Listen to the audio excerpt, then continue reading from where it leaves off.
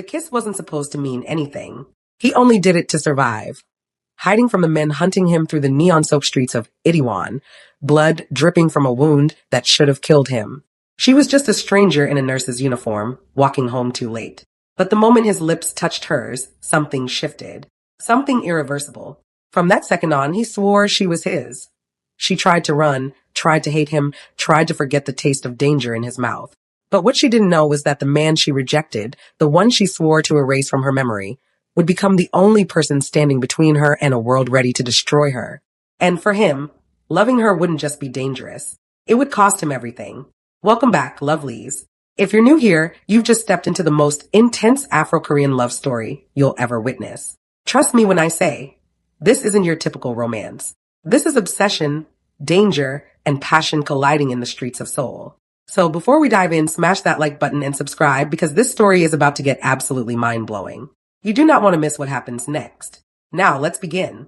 Minjun pressed his hand against the bullet wound in his side, feeling warmth seep through his fingers. His vision blurred. He could hear them, boots pounding pavement, voices shouting in sharp Busan dialect. They were close. Then he saw her. A woman in pale blue scrubs, walking with her head down, earbuds in, oblivious to the chaos bleeding into the night around her. Dark skin that caught the streetlight like polished mahogany. Hair pulled back in a ponytail that swayed with each step. Beautiful. And perfectly timed. Minjun didn't think. He moved on instinct, stepping from the shadows and catching her wrist. She gasped, eyes going wide with shock. But before she could scream, he pulled her close and kissed her. Her body went rigid against his. She tasted like mint and surprise. He angled them toward the wall, shielding his face, making it look like just another couple stealing a moment in the dark. His blood soaked into her uniform, but she didn't know that yet. Footsteps thundered past. Voices cursed. Where did he go? Check the other side. Then silence. Minjun broke the kiss and stumbled back. The world tilted sideways. Are you insane? She wiped her mouth with the back of her hand, fury blazing in her eyes. Her accent was unfamiliar, not Korean. I'll call the police. Go ahead, he managed, though his voice came out weaker than intended. Tell them Park Minjun says hello. Her expression shifted from anger to recognition to fear. Good. She knew who he was. Then his knees buckled. He hit the ground hard, concrete scraping his palms. The pain in his side exploded into white-hot agony. He heard her voice, distant now, saying something he couldn't quite catch. Hands, small, steady, pressed against his wound. I'm a nurse, she muttered, more to herself than to him. He watched through half-closed eyes as she tore a strip from her uniform, fashioning a tourniquet with practiced efficiency. Hospital, she said firmly, tying off the makeshift bandage.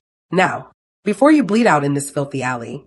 She stood to leave, and panic, unfamiliar, unwelcome, shot through him.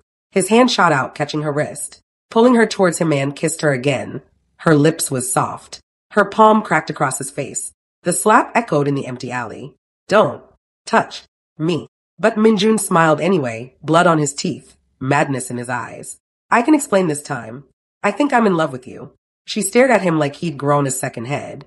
Then she turned and walked away, her footsteps quick and purposeful, swallowed by the Seoul night. Minjun lay there, still smiling. His men found him almost immediately. As they lifted him into the black Mercedes, he gave his assistant one order. Find out everything about her. The next morning, Bongani Mabeso opened his apartment door expecting the mailman. Instead, he found a line of luxury sedans blocking the narrow Yongsan Street and a young man in an expensive suit standing on his doorstep. Bandages peeked from beneath the man's collar. Mr. Mabeso, Minjun said with a slight bow. I came to thank your daughter for saving my life, and to inform you that I intend to marry her. Bongani's jaw clenched. He recognized this face. He'd seen it in police briefings back when he still wore a badge. Park Minjun, Seoul's most dangerous ghost. The man who ran half the city's underworld while playing CEO during business hours. I'm in love with Thandi, Minjun continued smoothly. That makes you my future father-in-law. Absolutely not. Bongani's voice was steel. You're a criminal. Stay away from my family. Minjun's smile didn't waver. I built an empire, Mr. Bongani. Call it what you will. I know what you are. Bongani stepped forward, decades of cop instinct rising to the surface. My son died because of men like you. Gang violence in Johannesburg. I moved my daughter here for a fresh start, and now you show up at my door. Your son's death was a tragedy, Minjun said, and for a moment, something genuine flickered in his eyes. But I'm not one of those men. And I won't let anything happen to Thandi. I'll report you. You'll change your mind, Min Jun replied calmly. Everyone does. He left a business card on the doorframe and walked away, his men falling into formation around him like shadows. Inside the apartment, Thandi had heard everything. Her face flushed with anger. What did he want? Bongani looked at his daughter, his only remaining child, and felt fear coil in his stomach. Nothing good. Thandi rushed out to confront him, spilling almost immediately in anger and frustration. I'm engaged to be married. Stay the hell away from me. When Saifo came out and saw Min Jun, his confidence evaporated. Min Jun looked him up and down with the disinterest of a man appraising livestock. So you're the artist. Saifo Ndlovu. Saifo extended his hand. Min Jun didn't take it. Cute profession, Min Jun said. But she deserves someone who can protect her. The air thickened. Saifo's hand dropped. Thandi doesn't need protection. She needs everything I can give her, Min Jun finished. You'll figure that out soon enough. He left without another word, but the threat lingered like smoke. 3 days later, Min Jun appeared at Seoul National University Hospital during a press conference. Cameras flashed as he handed an oversized check to the hospital director. 10 billion won for emergency care facilities. This initiative, Min Jun told the reporters, was inspired by nurse Thandi Mabeso, whose dedication to saving lives, even strangers in dark alleys, reminded me what wealth should be used for. Thandi watched from the crowd, mortified as every camera turned toward her. Her colleagues whispered. Her supervisor beamed. She cornered him in the hallway afterward, fury overriding caution. You're using me. For your image, your reputation. No. Min Jun's voice dropped, intimate and dangerous. I'm trying to make you see. You belong in my world, Thandi, not his. She wanted to argue, to slap him again, to run. But looking into his eyes, she saw something that terrified her more than his reputation or his power. He meant every word. It started with the feeling of being watched. Thandi noticed it first at the supermarket in Yongsan, a man in a black suit lingering by the produce section while she shopped. Then at the subway station, another suited figure maintained perfect distance as she boarded the train. Outside her favorite coffee shop in Itaewon, a sleek black car idling across the street. She wasn't paranoid. She was being followed. When she finally confronted Min Jun outside the hospital after her shift, rage had replaced her fear. Call off your dogs, she hissed, grabbing his arm. I see them everywhere. This is harassment. Min Jun dismissed his security with a subtle gesture. They melted into the evening crowd, but Thandi knew they hadn't gone far. I needed to make sure you were safe, he said simply. Safe. She laughed bitterly. You are having me followed everywhere. It is creepy. I know your favorite food is bobo Thai, though you can't find decent ingredients in Seoul, he said, stepping closer. I know your mother's name is Nality, and she calls you every Sunday at 9. I know your visa expires in 6 months, and you've been too distracted to renew it. The color drained from Thandi's face. You should know these things. Min Jun leaned in, his voice dropping to something intimate and dangerous. I like to protect what's mine. Thandi, every detail matters when it comes to you. She shoved him back and stormed away, but her hands trembled as she fumbled for her phone. He knew everything. Her life had become transparent, exposed, vulnerable, and somehow, that terrified her more than his reputation ever could. The Park family estate in Hanamdong was a fortress of old money and older grudges. When Ji-won summoned Min Jun to the sitting room, he knew exactly what was coming. His stepmother sat with the rigid posture of someone who'd spent decades perfecting disapproval. Beside her, Soo-min examined her manicured nails with feigned disinterest. We need to discuss this situation, Ji-won began, her tone sharp as broken glass. This foreign nurse you've been embarrassing yourself over. Min Jun poured himself whiskey, not bothering to offer them any. Her name is Thandi. She's nobody, Soo-min interjected. From a low family. No connections, no status. You can't seriously be considering marriage. I'm not considering it, Min Jun said coldly. I've decided it. Ji-won's teacup rattled against its saucer. The Parks have a reputation to maintain. Your father built this family's name. My father's dead. Min Jun's voice cut through the room like a blade. And I built this empire myself. Everyone, every connection, every ounce of power, mine. Not yours. She's not even Korean. Soo-min protested. Then she'll rise to my level, Min Jun replied, finishing his drink. I suggest you both learn to accept that, or find somewhere else to live. The threat hung in the air, unmistakable. Ji-won's face flushed with fury, but she said nothing more. Min Jun had already left the room. Behind him, he heard Soo-min's venomous whisper, "This isn't over." Rain hammered against the pavement as Thandi hurried toward her apartment. She'd made her decision. She would marry Saifo quickly, quietly, before Min Jun could interfere further. It was the only way to end this madness. But when she rounded the corner, she found him waiting. Minjun stood in the downpour, soaked through, his expensive suit clinging to his frame. He looked like a man who'd been standing there for hours. Maybe he had been. I gave you time, he said quietly, rain streaming down his face. Now I'm done waiting. There's nothing between us, Thandi insisted, though her voice wavered. I'm marrying Saifo next week. Minjun raised his hand. Instantly, 3 black vans pulled up, and his men began unloading boxes. Designer bags, jewelry cases, silk-wrapped packages. An obscene display of wealth spread across the rain-slicked street. I had these prepared for you, Minjun said. Everything you could want. Everything you deserve. Thandi stared at the spectacle, feeling nothing but a cold dread settling in her stomach.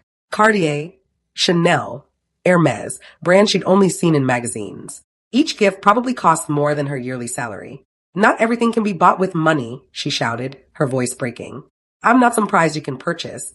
She turned and ran, leaving him standing among the extravagant ruins of his gesture. Behind her, she heard nothing, no footsteps following, no voice calling out. But when she glanced back, she saw Minjun's expression, and it wasn't triumph or anger. It was devastation. The small church in Yongsan was decorated with white lilies and soft candlelight. Thandi stood at the altar in her mother's wedding dress, Saifo beside her in a borrowed suit. It was simple, rushed, nothing like the wedding she'd imagined as a girl. But it would be over. She would be safe. If anyone objects to this union, the pastor intoned, speak now, or... The doors exploded open. Minjun walked down the aisle flanked by men in black suits, his footsteps echoing in the horrified silence. Gasps rippled through the small crowd. Someone's grandmother fainted. I object, Minjun said calmly, as though he were ordering coffee. You can't do this. Saifo's mother shrieked, but her eyes were calculating, already measuring the value of the disruption. Minjun pulled out a check and held it up for everyone to see. 5 billion won. For the Ndlovu family. Consider compensation for disappointment. Saifo's mother's hand shot out so fast she nearly knocked over a candle. She snatched the check, her face flushed with greed. Mama. Saifo grabbed for it, but she jerked away. Don't be stupid, boy, she hissed. Do you know what we can do with this money? The humiliation crashed over Saifo like a wave. His own mother. His wedding day. Bongani stormed forward and grabbed Thandi's arm. We're leaving. Now. As her father dragged her toward the side exit, Thandi looked back. Minjun hadn't moved. He stood at the altar, watching her go, and the expression on his face was triumphant. He looked impressed. 3 days later, police arrived at the Mabeso apartment at dawn. Bongani Mabeso, you're under arrest for embezzlement of pension funds during your tenure with the Johannesburg Metropolitan Police. That's impossible, Thandi shouted as they handcuffed her father. He's been retired for 5 years, but they had documents, account numbers, evidence that looked damning enough to hold him. The bail was set at 80 million won, an impossible sum. Thandi knew immediately who was behind it. She stormed into Minjun's penthouse that evening without announcement, shoving past his startled security. She found him on the terrace, overlooking the glittering Seoul skyline. Release my father, she demanded, her voice shaking with fury and desperation. Minjun turned slowly. Marry me and he walks free. You're blackmailing me. I'm offering you a solution. His expression remained neutral, businessman-like. Your choice. Thandi left without another word, her mind racing. She called Saifo, explained everything. He promised to help, swore he'd find the money somehow. But when his mother discovered his plan, her face twisted with malicious glee. Are you insane? She grabbed Saifo's arm. You don't cross Park Minjun. Not for her. Not for anyone. She needs help. His mother's smile turned sinister. Don't forget, Saifo. Thandi's brother's death is on your hands. That weapon malfunction? We both know it wasn't an accident. The blood drained from Saifo's face. If she ever learns the truth, his mother continued softly, do you think she'll spare you? Do you think her father will? Fear overwhelmed him. Fear of exposure. Fear of Minjun. Fear of losing everything. He called Thandi that night and told her he couldn't help. I'm sorry, he whispered. I can't. Left with no options, no escape, Thandi returned to Minjun's penthouse. She found him in the same place, as if he'd been waiting. I'll marry you, she said, the words tasting like ash. But I'll never love you. Minjun's expression didn't change. We'll see. The wedding was arranged for the following week. A quiet, elegant affair at the Park Estate. But in the shadows of Hanamdong, Ji-won and Sumin gathered in secret. She's taken everything from us, Sumin hissed. Our home, our inheritance, our respect. Ji-won's smile was cruel and calculated. Then we take her life. The plan was simple. Thandi's wedding car would travel Olympic Darrow toward the hotel. A truck, paid handsomely to lose control at precisely the right moment. An accident. Tragic, but accidents happen. On the day of the wedding, Thandi sat in the back of the black Mercedes, staring at nothing.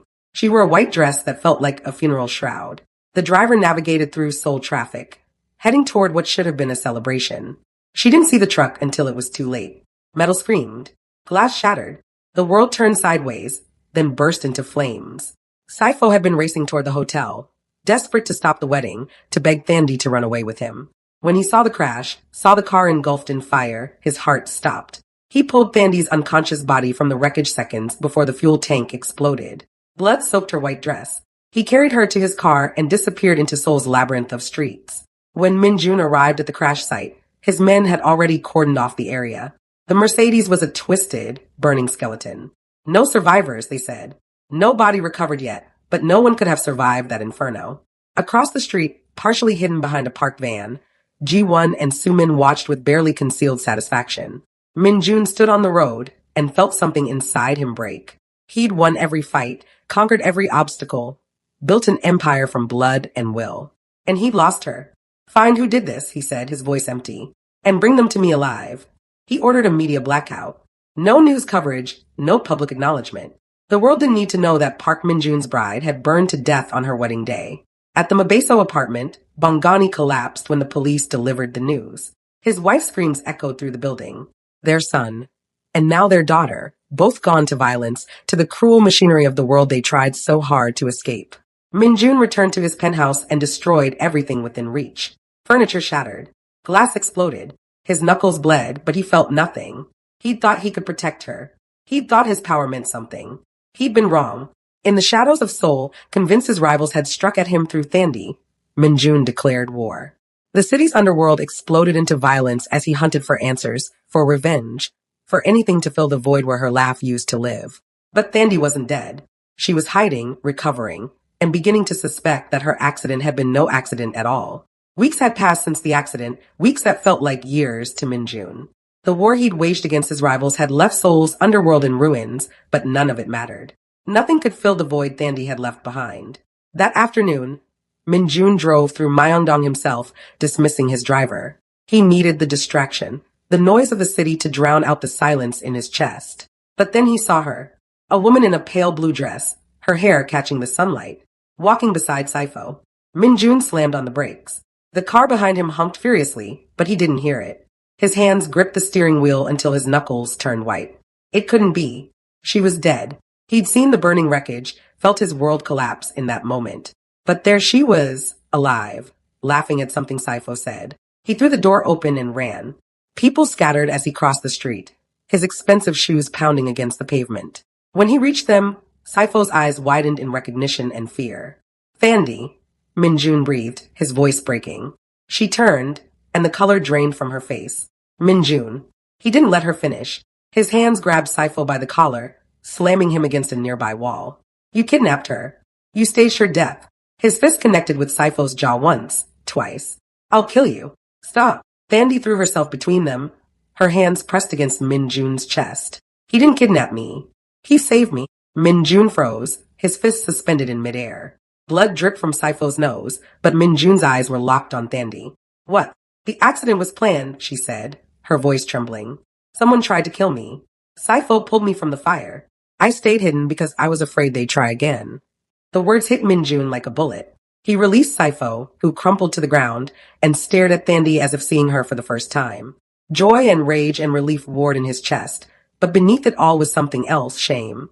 3 days later, Min-jun stood outside Saifo's apartment with an envelope containing a check for 200 million won. Cameras from major news outlets surrounded him as he bowed deeply, his head nearly touching the ground. I apologize for my actions, he said, his voice carrying across the crowd. You saved the woman I love, and I repaid you with violence. Please accept this as compensation. Saifo emerged from the building, his face still bruised and swollen. He walked up to Min-jun, took the envelope, and spat directly in his face. The cameras clicked frantically. Min-jun didn't move, didn't wipe the saliva away. He simply straightened and met Saifo's eyes. Keep her safe, Saifo said, his voice bitter. Because if you don't, I will. Min-jun watched him walk away, and for the first time in his life, he didn't retaliate. Thandi, standing nearby, saw the restraint in his clenched fists, the softness that hadn't been there before. Something had changed in him. The thought of losing her had broken something, or perhaps built something new. But peace never lasted long in Minjun's world. Ji-won and Sumin watched the news coverage with mounting fury. Thandi was alive, and worse, Minjun was more devoted to her than ever. We need to get rid of her, Sumin hissed. No, Ji-won said slowly, a cruel smile spreading across her face. This time, we destroy her from the inside. They forged documents, receipts from hotels, photoshopped images of Thandi and Saifo in compromising positions. Then they left them where Minjun would find them. When he did, rage consumed him. He stormed through his penthouse toward Thandi, the evidence clutched in his fist. But as he rounded the corner, he heard voices in the study, Ji-won and Sumin. The accident didn't work, Ji-won was saying, but framing her will. He'll throw her out himself. Minjun stood frozen, the papers falling from his hands. They had tried to kill her. His own family. Within the hour, Ji-won and Sumin were exiled from the Park Empire, their assets frozen, their names erased from the family registry. Minjun watched them leave without a word. But when he returned to the penthouse, he found Thandi standing on the balcony, her arms wrapped around herself. She looked lost, adrift in a world that wasn't hers. He approached slowly and draped his jacket over her bare shoulders. I won't force you, he said quietly. I'll wait until the day you truly want this. She didn't respond, but he saw her fingers tighten on the fabric. That night, as Thandi bathed, she heard the door creak open. Her heart hammered against her ribs, and she instinctively covered herself. But Minjun simply placed a towel on the counter and left without a word, the door clicking softly shut behind him. Thandi stood there in the steam, her mind reeling. Perhaps Minjun wasn't the monster she believed him to be. The next morning, Minjun arrived at Bangani's house unannounced. The older man opened the door with suspicion etched into every line of his face. I came to apologize, Minjun said. For everything. For how this started. For the pain I've caused your family. Bangani studied him for a long moment. Words are cheap. I know. Minjun met his eyes. If after 1 year Thandi still doesn't love me, I'll let her go. I'll never force her again. You have my word. Something shifted in Bangani's expression. It wasn't forgiveness, not yet. But it was the beginning of understanding. But Saifo couldn't let go. He appeared at the penthouse 2 weeks later, wild-eyed and desperate. Thandi, please, come with me. I'll take you somewhere he can't find you. Saifo, no. Thandi's voice was gentle but firm. I'm with Minjun now. You don't mean that. He's manipulating you. I mean it. Saifo grabbed her wrist. I won't accept this. I can't lose you. That was when Minjun walked in. Fury exploded across his face as he saw Saifo touching Thandi. Get your hands off her. Minjun, wait. Thandi tried to step between them, but he was already advancing. I should have known, Minjun said, his voice venomous. You've been seeing him behind my back. That's not true. But he didn't hear her. He turned and walked away, leaving Thandi standing there with tears streaming down her face. That night, Minjun sat alone in the living room, a bottle of whiskey at his side. The alcohol did nothing to quiet the thoughts tearing through his mind. Had he been wrong about her? Had everything been a lie? His assistant entered hesitantly. Sir, I need to tell you something. I overheard the conversation earlier. Miss Mabeso rejected him. She told him she chose you. Minjun's glass slipped from his hand, shattering on the marble floor. The truth hit him harder than any bullet ever had. He'd been wrong. Again, he had to make this right. The cemetery was quiet that morning, mist clinging to the gravestones like ghosts refusing to leave. Saifo knelt before a simple marker, flowers clutched in his trembling hands. He came here every year, driven by guilt that never faded, never lessened with time. I'm sorry, he whispered to the name carved in stone. I'm so sorry. Why are you here? Saifo's blood ran cold. He turned to find Bangani standing behind him, his face carved from granite, eyes burning with suspicion. Mr. Mabeso, Saifo stammered, rising quickly. I was just. Why are you at my son's grave? Bangani stepped closer, his voice deadly quiet. You weren't close to him. You barely knew him. Saifo's hand shook. The flowers fell to the ground. I come to pay my respects. Every year. Bangani's eyes narrowed. I've seen you here before. Always alone. Always looking like a man at confession. He grabbed Saifo's collar. What did you do? The words tumbled out before Saifo could stop them. It was an accident. I swear I never meant. What was an accident? His weapon. Saifo's voice broke. I tampered with it. There was a mission, and I was jealous, angry that Thandi admired him so much. I just wanted to embarrass him, make him fail. Tears streamed down his face, but it jammed. During the firefight, it jammed, and he couldn't defend himself. They killed him because of me. The silence that followed was deafening. Then Bongani moved. His fist connected with Saifo's jaw, sending him sprawling. You murdered my son. Another blow. You took him from us. Saifo tasted blood. I was a coward. I was afraid of losing Thandi if she knew. You'll face justice for this. Bongani reached for his phone. I'll make sure you rot in prison for the rest of your life. Panic seized Saifo. He couldn't lose everything now, not when he was so close to having Thandi back. His hand found a rock, heavy and cold. Before he could think, before he could stop himself, he swung. Bongani crumpled to the ground, blood pooling beneath his head. Saifo stood there, shaking, staring at what he'd done. Then survival instinct kicked in. He pulled out his phone, made a call, and within an hour, the scene was arranged. Minjun's cufflinks, planted near the body. Security footage, carefully edited. A trail of evidence pointing to Seoul's most notorious criminal. 2 days later, Thandi received a package. Inside was her father's phone with a final message recorded just before his death. If something happens to me, look to Minjun Park. He threatened me. He said he'd make sure I couldn't stand between them. Thandi's world shattered. She called Saifo, the only person she felt she could trust. He killed my father, she sobbed into the phone. Minjun killed him. I'm so sorry, Thandi. Saifo's voice was perfectly sympathetic. But you need to be careful. He's dangerous. You need to confront him, get him to confess. I'll help you. 3 days later, Minjun received a message from Thandi asking him to meet her at an abandoned building on the outskirts of Seoul. He went without question, without backup, hope blooming in his chest that she finally wanted to talk.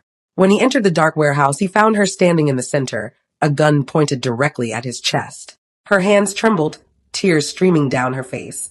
Thandi, did you kill my father? Her voice cracked. Tell me the truth. Minjun's face paled. Your father is dead? Don't lie to me. She cocked the gun. I have proof. His last message. Evidence. Everything points to you. I didn't do it. Minjun's voice was calm, steady, even as he stared down the barrel. I swear to you, I didn't kill your father. You're lying. If you don't believe me, he said quietly, taking a step forward, then pull the trigger. I'd rather die by your hand than live knowing you think I'm capable of this. He didn't move, didn't flinch. His eyes held hers, and in them she saw truth, or thought she did. Do it. Saifo's voice rang out from the shadows. He emerged, his own gun drawn. He killed your father. He's killed so many. Pull the trigger, Thandi. But Thandi couldn't move. Her finger froze on the trigger. You're weak. Saifo's face twisted with rage. Both of you. I saved you, Thandi. I've always saved you. And this is how you repay me. He aimed his gun at Minjun. If you won't do it, I will. The first shot rang out. Minjun threw himself in front of Thandi as the bullet tore through his shoulder. They fell together, her gun clattering away. Another shot, this one grazing Thandi's side. I killed them both. Saifo laughed, the sound unhinged. Your brother was a mistake, but your father found out. I had no choice. I did it because I love you. I couldn't lose you. Thandi stared at him, horror washing over her. You killed my brother? It was an accident. But your father, that was necessity. Saifo advanced on them. And now Minjun takes the blame for everything. Perfect, isn't it? Despite her wound, Thandi lunged at him. But Saifo was stronger, catching her wrist and twisting until she cried out. Stop. Minjun struggled to his feet, blood pouring from his shoulder. Take me. Kill me. Just let her go. Saifo turned, distracted by Minjun's plea. You think I... Minjun moved. Despite his injury, despite the blood loss, he tackled Saifo. They crashed to the ground, fighting for the gun. Minjun's fist connected with Saifo's face once, twice. The gun skittered across the floor. It's over, Minjun gasped, pinning Saifo down. You're finished. Sirens wailed in the distance. Minjun's assistant had called the police the moment he realized where Minjun had gone. Saifo thrashed beneath him. I won't go to prison. I won't. The police burst through the doors. Freeze. In the chaos, Saifo broke free. He lunged for the gun, grabbed it, turned toward the officers. The shots were instantaneous. Saifo's body jerked backward, the gun falling from his lifeless fingers. Thandi crawled to Minjun's side as paramedics rushed in. He collapsed into her arms, his blood soaking into her clothes. I'm sorry, he whispered. About your father. About everything. I know, she said, her tears falling on his face.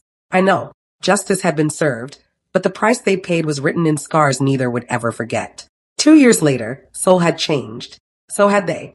Thandi stood in the gleaming halls of her charity hospital, watching doctors tend to victims of gang violence.